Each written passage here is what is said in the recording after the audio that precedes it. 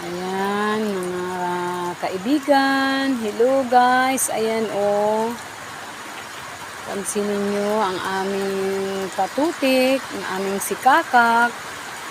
Sa gitna ng ulan, siya ay natutulog. Ayan. Kawawa nga kung isipin, nakakaawa. Ayan guys. Tingnan nyo.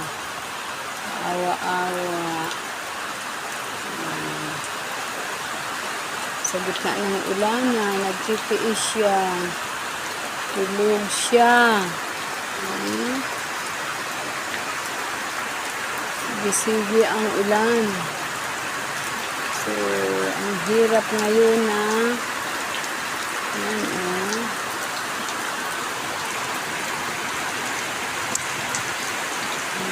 walang tigil ang ulan. Ayan, ang lakas.